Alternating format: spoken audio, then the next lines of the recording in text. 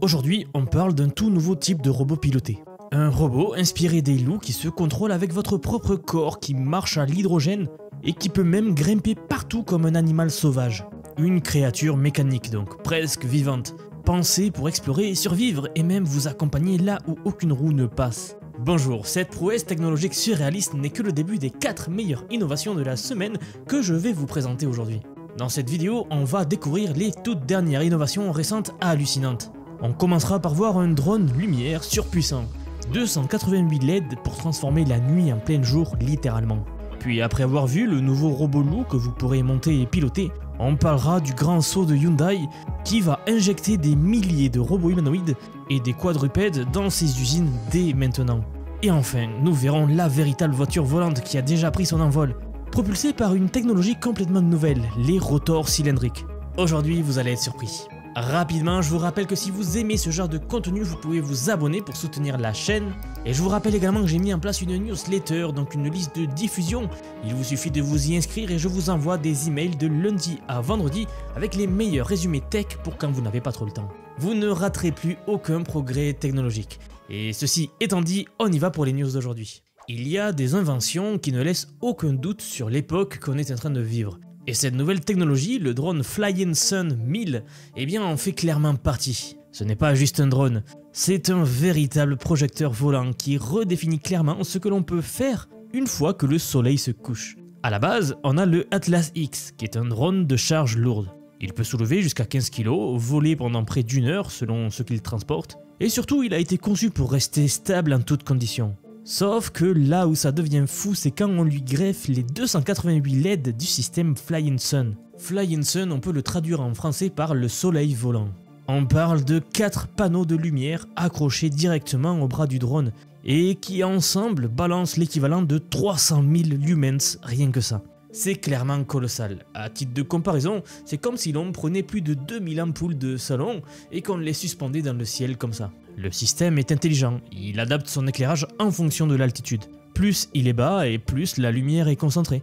À une trentaine de mètres, il inonde une zone avec une intensité presque aveuglante. Par contre, s'il monte à 90 ou 100 mètres, il éclaire alors une surface gigantesque jusqu'à 12 000 m². Et tout ça en quelques minutes, sans infrastructure, sans préparation compliquée. En plus, une seule personne suffit pour le mettre en place. Et évidemment, un éclairage aussi puissant, eh bien oui, ça consomme. En vol libre sur batterie, on tient autour de 5 à 10 minutes. Mais l'équipe derrière ce monstre a pensé à tout. Il peut aussi être branché à une source d'énergie externe via un câble relié à un générateur, un véhicule électrique ou même une batterie portable. Du coup, il peut rester en l'air aussi longtemps qu'on en a besoin. Et c'est là que ce drone, eh bien, il prend tout son sens. Il a été pensé pour des missions critiques, des sauvetages de nuit, des opérations d'urgence, des chantiers où la lumière fait la différence entre un travail bien fait et un accident, ou encore même des tournages nocturnes, pourquoi pas. Tout simplement là où les éclairages classiques sont trop limités ou trop lourds à mettre en place. C'est clairement pas un gadget, c'est du matériel pro, très pro. C'est peut-être le genre de choses qu'on verra demain dans nos jardins et qui peut changer les standards de plein d'industries. Il existe même une version plus compacte, le Flying Sun 500. Un peu moins puissante, un peu moins chère, mais toujours impressionnante. Bon, on reste quand même entre 50 et 60 000 $, donc on est très loin de l'accessoire à selfie. Mais ce qui est fascinant, c'est de voir à quel point la lumière, cette chose que l'on considère acquise, devient soudain, eh bien, mobile, intelligente, stratégique même parfois. Bientôt, avec la réduction des coûts, on ne va pas juste éclairer un lieu avec des lampadaires, on va envoyer un petit drone dans le ciel et il éclairera comme si c'était midi. Donc c'est une technologie très intéressante que je voulais absolument vous partager. Passons à la partie suivante. Ok, je vous le disais en introduction, mais là on passe à un tout autre délire. On laisse les drones dans le ciel pour poser les pieds au sol, ou plutôt les pattes. Parce que ce que Kawasaki vient de dévoiler avec le Corléo n'est pas un robot classique, c'est une vraie créature mécanique directement inspirée des loups. Oui, vous avez entendu, des loups, et ce n'est pas juste une formule marketing. Le design quadrupède du Corléo s'inspire clairement du règne animal, avec une esthétique entre le cheval, la panthère, et peut-être même un boss de jeu vidéo. C'est une plateforme de mobilité tout-terrain pensée pour remplacer les motos off-road, avec une logique totalement différente. Ici, on ne pilote pas avec un guidon ou des pédales. En fait, on interagit avec le robot par le corps. Oui, ce robot, le Corléo, il se contrôle en bougeant son centre de gravité. On se penche vers l'avant et il accélère. On incline notre poids sur le côté et il corrige sa trajectoire. Ce lien entre l'utilisateur et la machine crée vraiment une expérience physique unique, presque organique. Et pour rendre ça fluide, eh bien chaque jambe fonctionne de façon indépendante, avec des micro-ajustements constants. Résultat, il s'adapte en temps réel au terrain accidenté, sans avoir besoin de freinage brutal ou de gros bras comme un guidon. Et bien sûr, derrière tout cela, il y a de l'intelligence. Le Corléo embarque un système d'IA capable d'analyser le terrain, d'anticiper les obstacles et de modifier sa posture pour rester stable, même dans des zones vraiment galères. Il ne s'agit plus de seulement aller d'un point A à un point B, il va collaborer activement avec vous pour garantir votre sécurité, l'équilibre et la fluidité de déplacement. Côté énergie, ce robot mise sur une pile à hydrogène couplée à un moteur de 150 cm3. Donc non seulement c'est silencieux, c'est aussi très propre. Et voilà l'autre surprise, Kawasaki prévoit que ce robot pourra être assemblé par l'utilisateur même. Une sorte de kit robotique haute technologie à monter à la maison. Alors ça ne sera pas pour tout le monde tout de suite, l'entreprise vise un lancement d'ici 5 à 10 ans, mais l'ambition elle est assez claire. Ils veulent créer une forme de mobilité personnelle complètement déconnectée des schémas actuels. Si vous voulez mon avis, c'est une vision. Et même si elle prendra encore quelques années à se concrétiser, on sent déjà que le futur ne sera pas forcément fait de roues, mais peut-être de pattes. En tout cas, voilà un nouveau domaine que l'IA permet aujourd'hui. Et d'ailleurs, en parlant d'IA et de robotique, la partie suivante est complètement folle, alors on y va. Je vous le disais en introduction, mais ce qui est en train de se passer chez Hyundai, ce n'est ni plus ni moins qu'un virage industriel majeur. Et pas juste un petit ajustement. Un basculement total vers une nouvelle ère, où l'automatisation, l'intelligence artificielle et les robots humanoïdes deviennent le cœur du système. Hyundai Motor Group vient d'annoncer l'un des plus gros investissements jamais réalisés en robotique industrielle. La marque coréenne, déjà propriétaire de Boston Dynamics depuis 2021, va désormais déployer des dizaines de milliers de robots dans ses usines, aussi bien en Corée du Sud qu'aux États-Unis. Et pas des robots classiques, on parle ici du Spot, le robot quadrupède bien connu, mais aussi de la nouvelle version d'Atlas, le robot humanoïde électrique de Boston Dynamics. Ce que veut Hyundai, ce n'est pas juste automatiser les tâches, c'est vraiment créer des usines intelligentes où les machines sont capables de s'adapter, de comprendre et même de collaborer entre elles. Spot par exemple est déjà utilisé pour faire de l'inspection prédictive.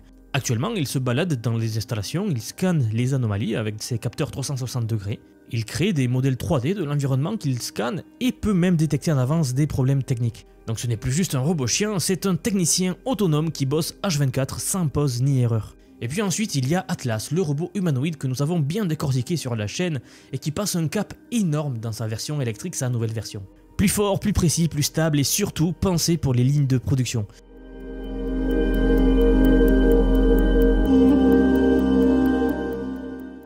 Il peut porter des charges lourdes, manipuler des objets aux formes irrégulières et même s'adapter à des environnements industriels variés.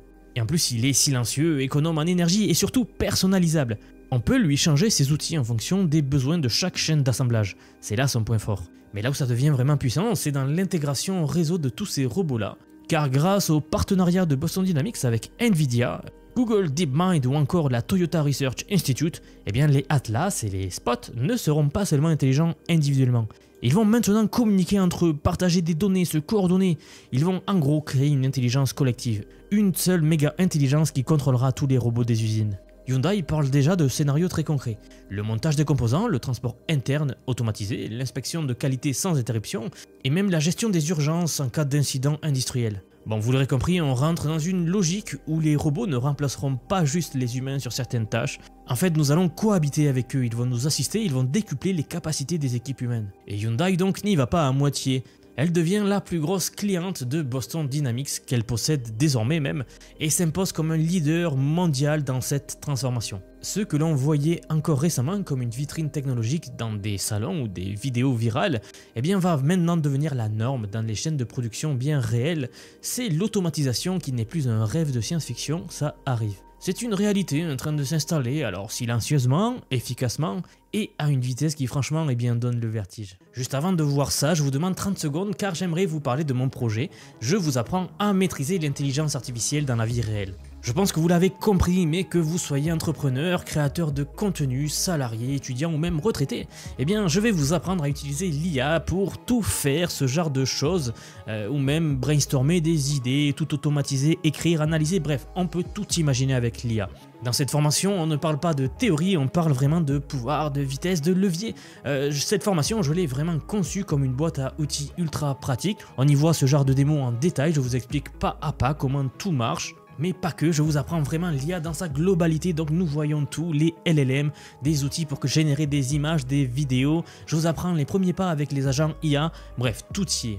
Nous sommes déjà plus d'un millier et les retours sont vraiment géniaux et c'est ce qui me pousse à continuer, donc merci pour le soutien, le lien est en description ou en commentaire sous la vidéo, venez faire un tour, vous n'y serez pas déçus. Donc oui, si vous voulez rester dans la course, c'est le moment d'embarquer. Ok, on l'attend depuis des décennies et cette fois on y est presque avec un prototype qui vole déjà.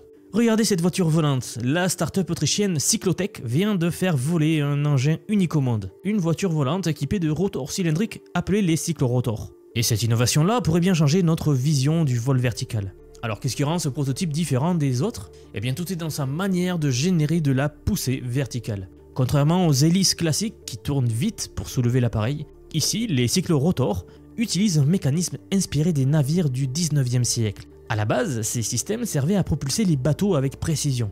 Eh bien, Cyclotech les a réimaginés pour l'aviation. Le résultat, c'est des barilliers rotatifs, des bardets de lames mobiles qui ajustent leur angle à chaque rotation.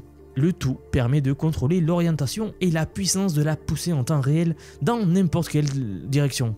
Bon, concrètement, ça veut dire quoi? Ça veut dire que ce véhicule, il peut faire du vol stationnaire ultra stable. Il peut encaisser des rafales de vent latérales sans vaciller.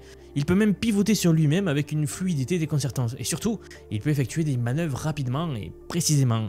Là où tous les autres eVTOLs, donc tous les véhicules à décollage et atterrissage verticaux, galèrent encore. Le prototype Blackbird pèse environ 300 kg et embarque 6 cyclorotors. 4 au coin comme un drone classique et 2 supplémentaires à l'avant et à l'arrière montés à angle droit. C'est cette configuration qui permet non seulement de décoller et atterrir à la verticale, mais aussi de se déplacer latéralement ou de pivoter très facilement, comme une sorte de vol intuitif en 3 dimensions. Mais attention, Cyclotech ne cherche pas juste à construire un appareil, leur vraie mission c'est d'imposer leur technologie comme une nouvelle norme dans la propulsion dans ce domaine-là.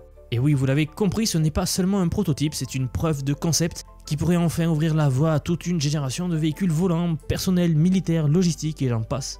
Le modèle final, baptisé Cruise Up, sera un véhicule volant personnel à 2 places, une autonomie d'environ 100 km et une vitesse de pointe d'environ 150 km/h. Ce n'est plus une utopie lointaine, Cyclotech travaille déjà avec Yamamoto, une entreprise japonaise spécialisée dans le transport, pour adapter ces nouveaux rotors-là à des drones de livraison dans un premier temps, et même des taxis aériens.